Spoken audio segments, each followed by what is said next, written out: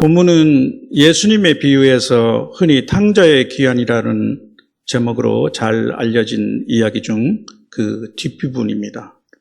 저는 마다들의 이유 있는 항변이라는 제목으로 본문을 통해 하나님의 말씀을 나누고자 합니다.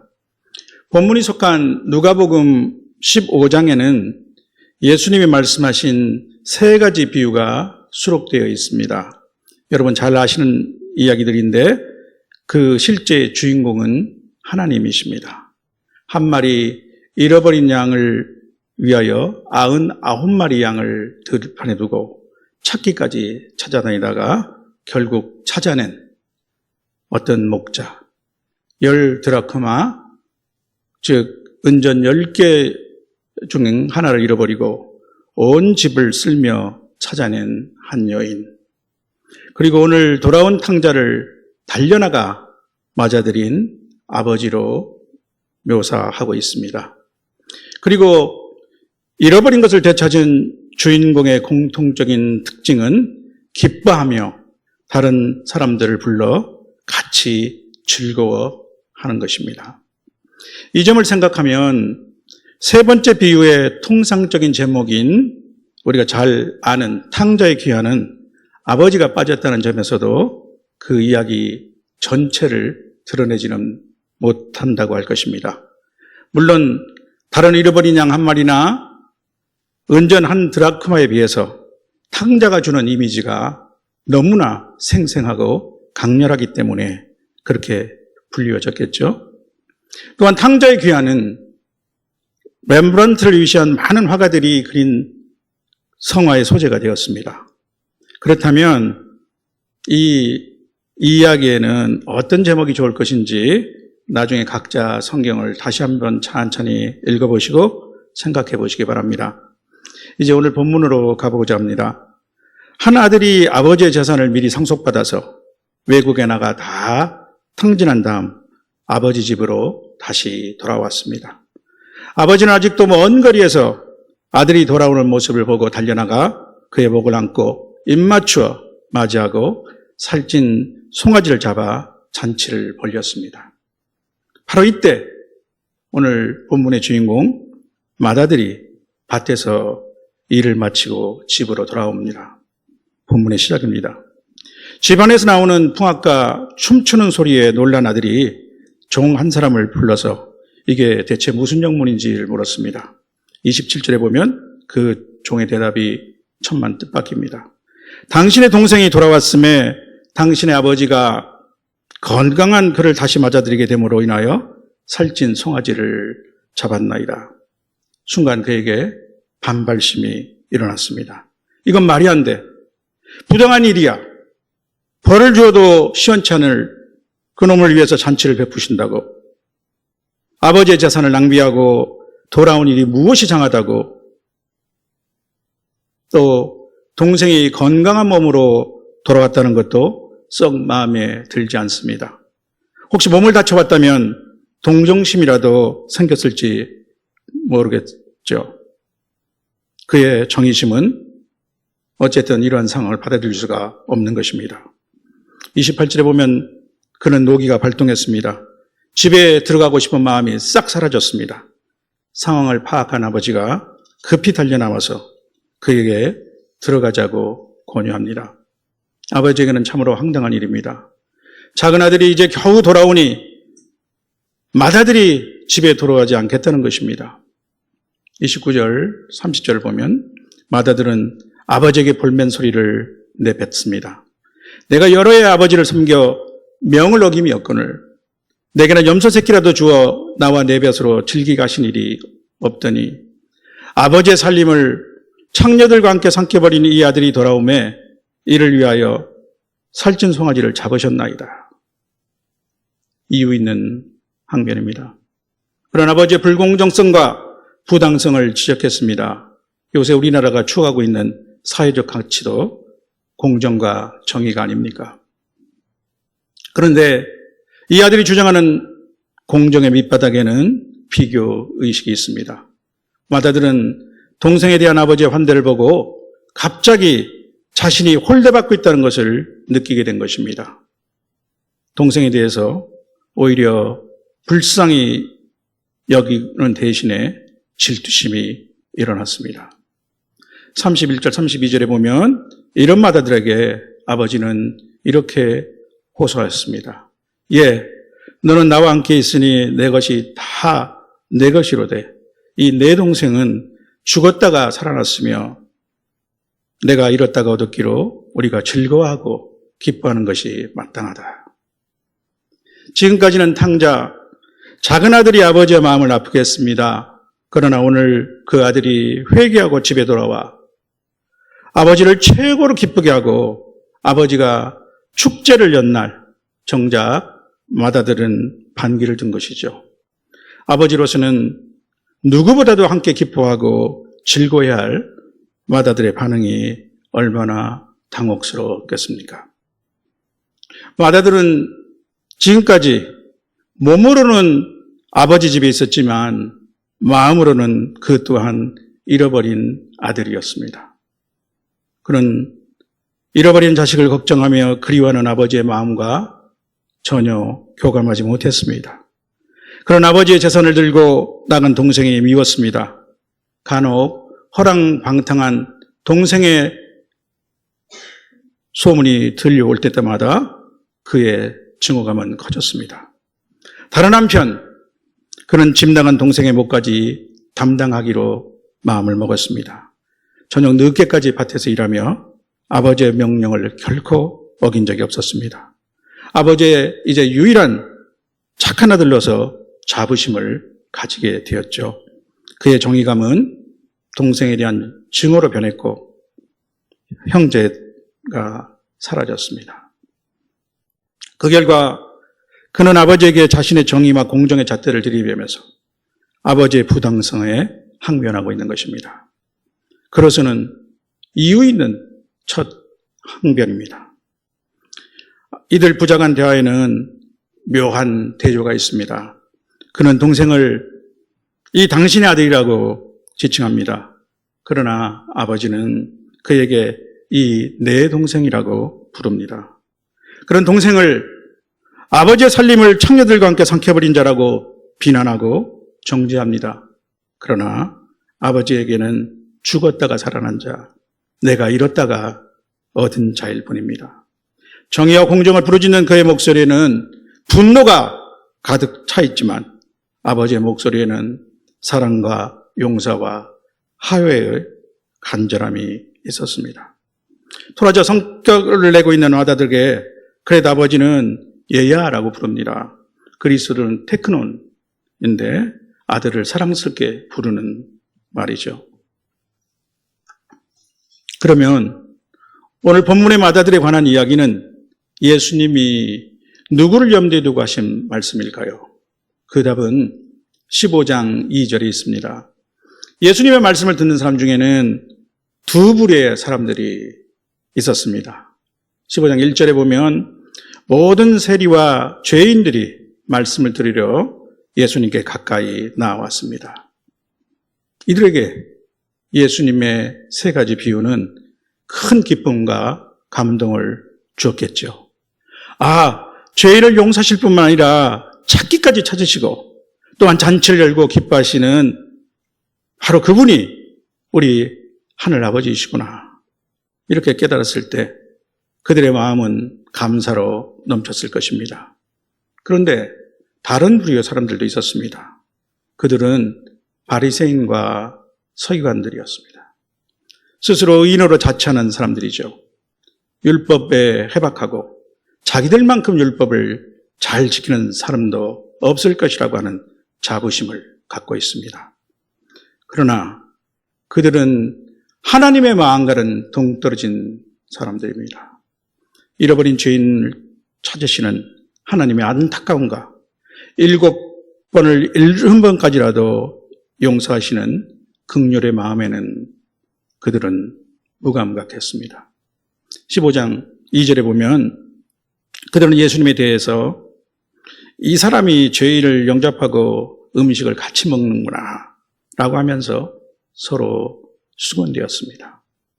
예수님은 마다들의 비유를 통해서 그들의 모습을 보여주셨습니다. 예수님은 그들에게 돌아온 탕자 동생을 비난하고 정죄하는 이야기 속 맏아들 대신에 진정한 맏아들이 되라고 말씀하신 것이죠. 아버지의 마음을 조금이라도 안다면 잃었던 아들을 되찾고 기뻐하며 잔치하는 아버지의 즐거움에 함께 참여해야 하지 않겠습니까? 사랑하는 성도 여러분, 맏아들은 아버지에게 항변하였습니다. 아버지께 죄를 범한 작은 아들을 용서한 것도 모자라 그를 위해서 잔치를 여는 것은 부당하다는 것입니다. 우리는 이 맏아들의 항변이 어느 면에서는 이유가 있음을 이해하더라도 전적으로 그의 입장에 동조할 수는 없을 것입니다. 왜냐하면 우선 우리는 작은 아들과 같은 처지에 있기 때문입니다.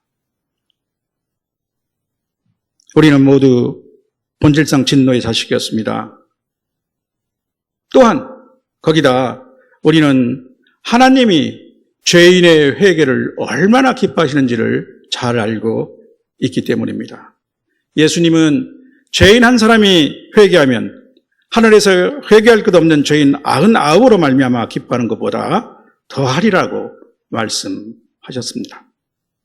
따라서 오늘날에는 이 맏아들은 아직도 선민의식에 사로잡힌 유대인들에게나 적용될 수 있는 말씀 같이 보입니다.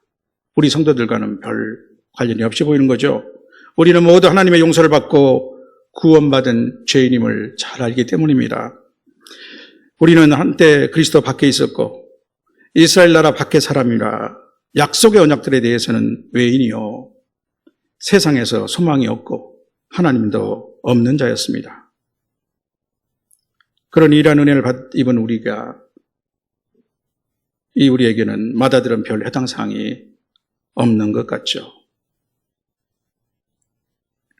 그런데 과연 우리 안에 맏아들들과 같은 태도는 없을까요? 거듭 말씀드리지만 맏아들의 가장 큰 잘못은 아버지의 마음을 이해하고 공감하지 못한 것입니다. 아버지께는 잃어버린 아들이 남긴 공간이 너무나 컸습니다. 잘못된 아들이 남긴 상처를 잘된 아들 하나가 메꿀 수 없는 것입니다. 사실 아린 손가락 하나에 더 마음이 가는 법이죠. 그렇다면 우리는 잃어버린 영혼에 대해서 얼마나 관심을 쏟고 있습니까? 혹시 나는 별 생각 못했네, 또 무관심했다면 하나님의 마음을 느끼지 못하고 있는 것입니다. 이야기 속 맏아들과 별반 다를 바 없는 것이죠. 하나님은 우리 죄인을 구원하시기 위하여 자기 아들을 대신 십자가 죽음에 내주셨습니다. 어떤 인간도 스스로 죄의 굴레를 벗을 수 없기 때문에 하나님은 죄를 알지도 못하시는 이를 우리를 대신하여 죄로 삼으셨습니다. 예수 그리스도의 십자가 죽음과 부활을 통하여 인간의 모든 죄는 처리되었습니다. 탕자는 자기가 하늘과 아버지께 죄를 지었음을 깨닫고 아버지께로 돌아갔습니다. 마찬가지로 이제 자신이 하나님 앞에 죄인임을 깨닫고 주님의 십자가 앞으로 돌아가는 것, 이것이 진정한 회개입니다. 구원에 이르는 회개입니다. 영생을 얻게 하는 회개입니다. 이제 이 예수 그리스도를 나의 구주로 받아들이는 사람들은 구원을 받았습니다. 누구든지 주의 이름을 부르는 자는 구원을 받습니다. 이것이 복음입니다. 나의 구원을 위하여 내가 더 보탤 것은 아무것도 없습니다. 하나님의 아들보다 더 귀한 희생 제물은 없기 때문입니다. 반대로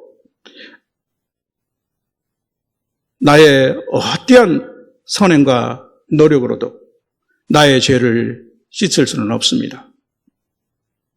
우리 인간의 죄악은 너무나 크고 무겁기 때문입니다. 그래서 성경은 이렇게 말씀하고 있지 않습니까? 너희는 그 은혜를 의하여 믿음으로 말미암아 구원을 얻었으니 이것은 너희에서 난 것이 아니요 하나님의 선물이라. 행위에서 난 것이 아니니 이는 누구든지 자랑하지 못하게 함이라. 우리가 잘 아는 에베소서 2장 8절, 9절 말씀입니다. 그런데 이 복음을 전파하는 자가 없다면 어떻게 들을 수 있겠습니까? 우리에게도 전해준 사람이 있었기 때문에 오늘 내가 있는 것입니다.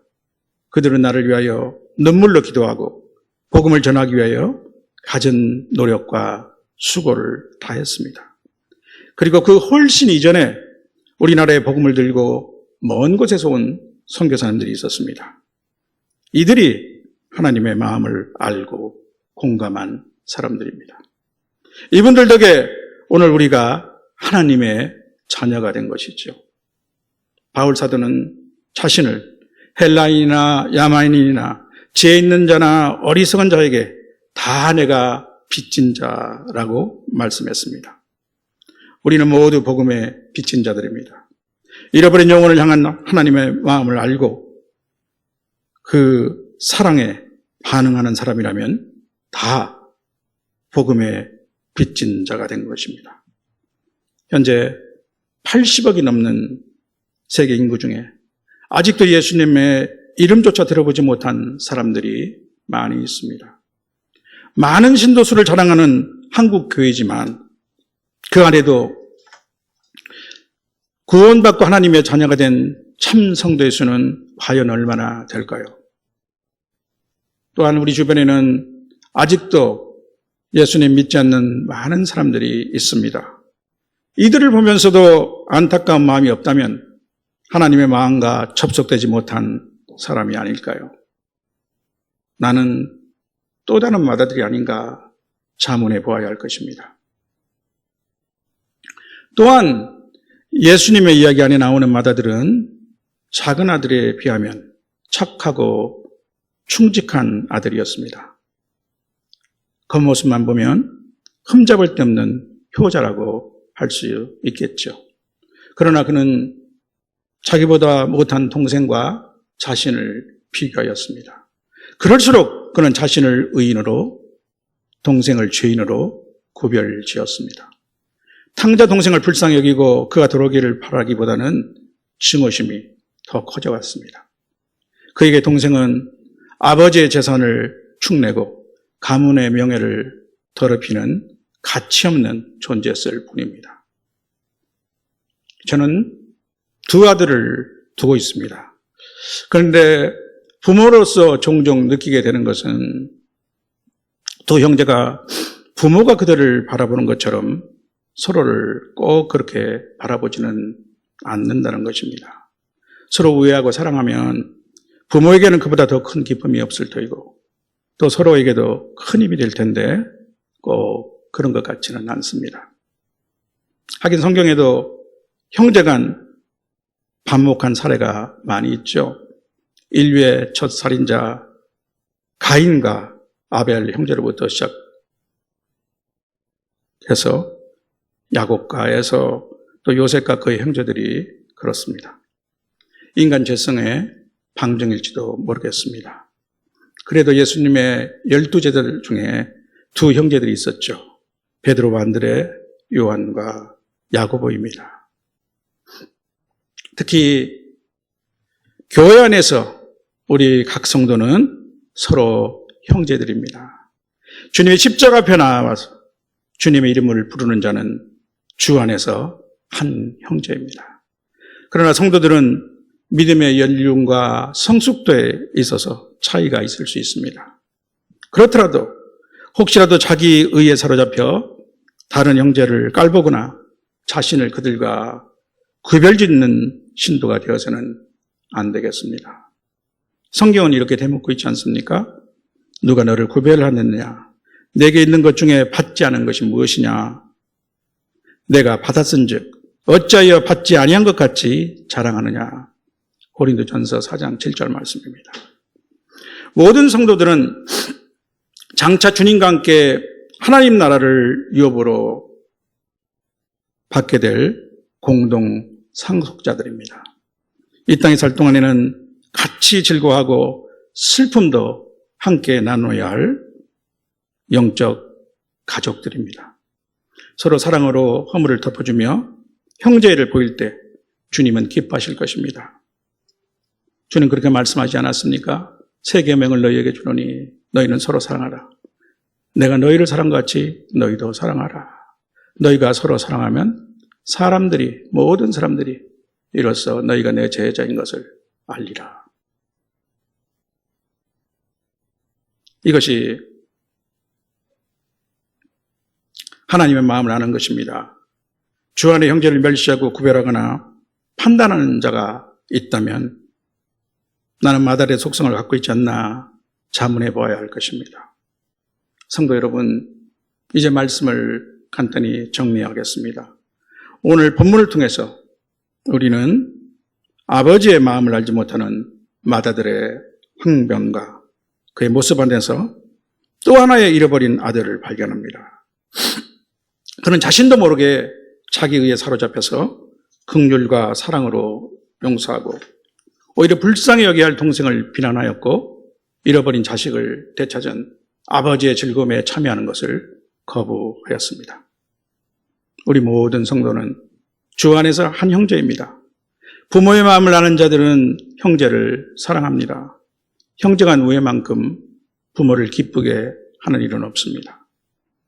교회 안에 형제들은 서로 격려하고 끌어줘야 할 대상입니다.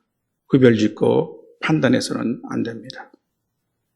그리고 하나님의 마음을 가장 기쁘시게 하는 것은 잃어버린 한 영혼이 돌아오는 것입니다. 하나님의 마음에 민감해진다면 우리 성도들은 복음 전도의 사명을 결코 등한시할 수 없을 것입니다. 복음의 빚진 자로서 남은 한평생 주님이 다시 오실 그날까지 전도자의 삶을 사는 저와 여러분이 되시길 주님의 이름으로 축원합니다.